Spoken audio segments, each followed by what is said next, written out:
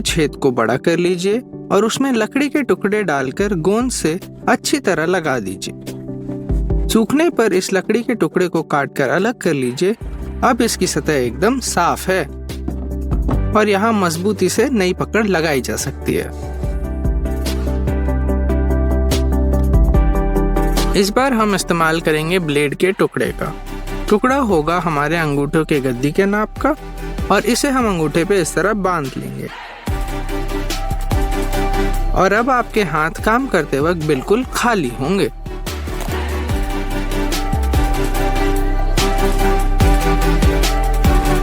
दीवार पे कील ठोकने में दिक्कत हो रही है? 2-वे टेप का इस्तेमाल करें। एक छोटा हिस्सा काटकर हथौड़े पर इस तरह लगा दीजिए। दूसरी तरफ की पीली परत उतार लीजिए। अब आपकी उंगलियां एकदम सुरक्षित रहेंगी। ये देखिए, एक छेनी पर 5 स्क्रूओं को चुंबक की मदद से इस तरह चिपकाकर पकड़ में ऐसे बैठा लीजिए। एक एंगल ग्राइंडर की मदद से उनके सर काटकर अलग कर दीजिए और उन्हें जिप टाई से इस तरह ड्रिल पर लगा दीजिए। अब आपकी खुद की ड्रिल तैयार है। ये देखिए, तार पे काजू लगाना है और उस जगह हथौड़ा नहीं जा सकता। कोई बात नहीं, एक क्लैंप को इस तरह काजू पर लगाकर कस लीजिए और हो गया आपका काम पूरा, वो भी बहुत सरलता से। इस बार हमें प्लास्टिक पाइप के 2 अलग नाप के टुकड़े काटने होंगे, एक बड़ा और एक उससे छोटा। बड़े वाले टुकड़े को इस तरह सीध में काट लीजिए। अब इसमें सैंड पेपर को ऐसे फंसा लीजिए और कसने के लिए छोटे पाइप को अंदर डाल दीजिए। अब नट, बोल्ट और वॉशर लगाकर ड्रिल पे फंसा लीजिए। अब कर लीजिए अपनी पूरी सैंडिंग। आइए एक सैंडिंग डिस्क में कुछ छोटे गोले काटते हैं। अब इसके बीच से एक बोल्ट डालकर मिनी ग्राइंडर बनाएंगे। देखिए कितना आसान हो गया अब छोटे और बारीक चीरे लगाना। इसी तरह हम इस पाइप की एक जबान काटेंगे और बनाएंगे औजार लटकाने का साधन। इस बार हमें 2 प्लाईवुड के पट्टों की जरूरत है। इन पे हम पेंसिल से कुछ चिन्ह बनाएंगे और अब इस त्रिकोण भाग को हम काट लेंगे। हमें इसकी जरूरत नहीं है।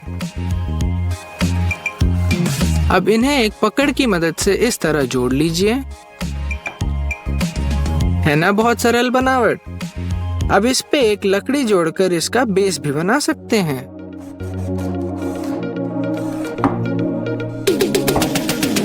इस तरह आपका खुद का लकड़ी का क्लैंप तैयार। अगर आपके पास पतला तार नहीं है तो कोई चिंता की बात नहीं है। आप इस मोटे तार को पकड़ में फंसाकर ड्रिल से ऐसे घुमा सकते हैं और अगर और पतले तार की जरूरत है तो निकले हुए तारों में से एक तार को फिर से घुमा सकते हैं। अब इतने तार निकल ही गए हैं तो क्यों ना इनका कुछ इस्तेमाल किया जाए। अब हम तो छेद करेंगे एक लंबे से बोल्ट में, उससे तार निकालकर इस तरह बोल्ट की मदद से जोड़ लेंगे। ये देखिए,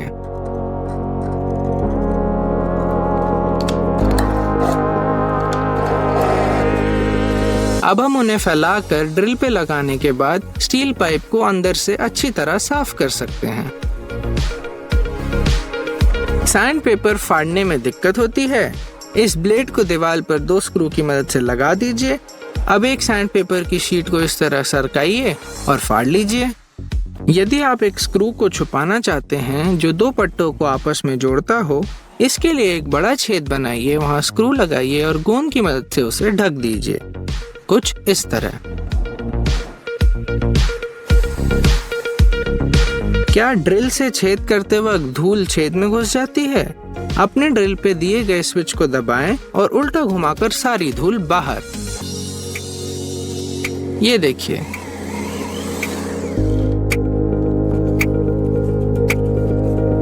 क्या आप अपनी झालर लाइट को अलग अलग रंगों में जलाना चाहते हैं? ले आइए रंग बिरंगे स्ट्रॉ और लगा दीजिए एलईडी लाइट्स पर इस तरह।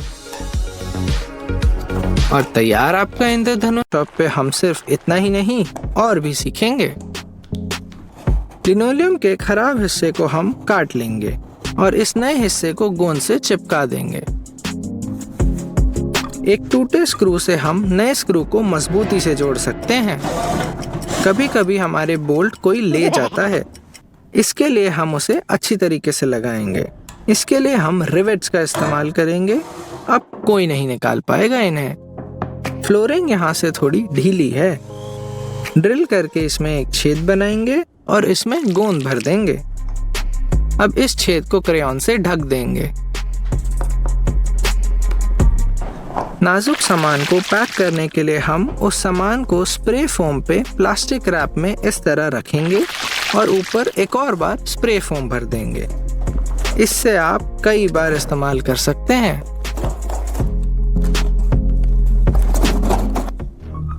ब्रश को पेंट की बाल्टी पे डूबने से बचाने का तरीका। ब्रश के हैंडल पे एक खांचा काट लीजिए। अब इसको हम किनारे पे आसानी से टांग सकते हैं। इस तरह टेप लगाकर लकड़ी काटने से उस पे कीरच नहीं आती है। ब्लेड से अपना आकार काट लीजिए और जिगसॉ की मदद से लकड़ी। ये देखिए, बगैर कीरच की साफ कटाई। ये देखिए, हम प्लास्टिक स्ट्रॉ से भी स्क्रू को लंगर दे सकते हैं। दीवार पे छेद करते वक्त बहुत धूल उड़ती है, इसके लिए बोतल से एक कवच बनाते हैं। अब सारी धूल इस कवच में ही रहेगी। इस मार्कर को घूमकर गिरने से कैसे रोका जाए? जी हाँ, जिप टाई की मदद से। इन फावड़ों पे बचे हुए पानी से जंग लग जाती है। इससे बचने के लिए रेत और इंजन ऑयल को एक बाल्टी में भरकर रख लीजिए। ये तेल आपके फावड़े को जंग खाने से बचाएगा।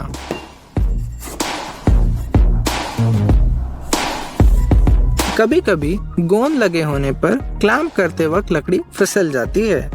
इससे बचने के लिए नमक का इस्तेमाल करें।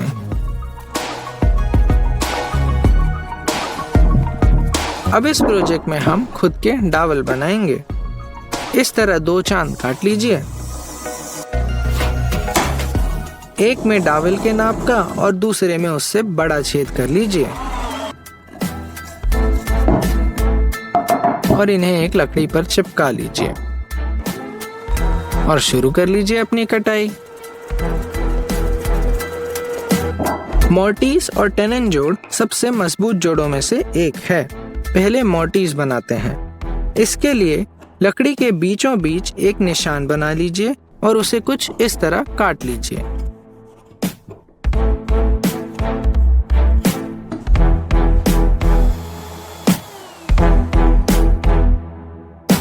अब बनाएंगे टेनन। निशान बनाइए ताकि आप कोई गलती ना कर बैठें। टेबल सॉ की मदद से नाप कर काट लीजिए।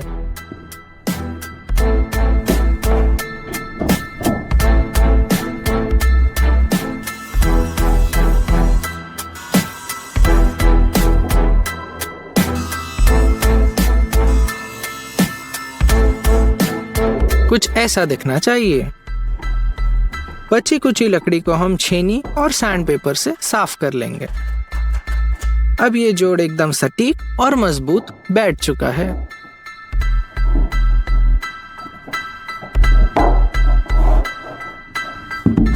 आज के आखिरी प्रोजेक्ट में हम बनाएंगे पर्दे का होल्डर। इस लकड़ी और प्लाई की मदद से शुरू करते हैं कुछ छेद बनाने से। अब काटेंगे एक गोला। इसे करीब 1 इंच मोटा काट लीजिए। बाहरी लकड़ी को घिसकर साफ कर लीजिए और इस सीधे हिस्से को भी। आपके पास 2 ऐसे टुकड़े तैयार होने चाहिए। अब इन पे अच्छी तरीके से वार्निश पोत लीजिए और सूखने पर बांध लीजिए अपने पर्दे इस तरीके से।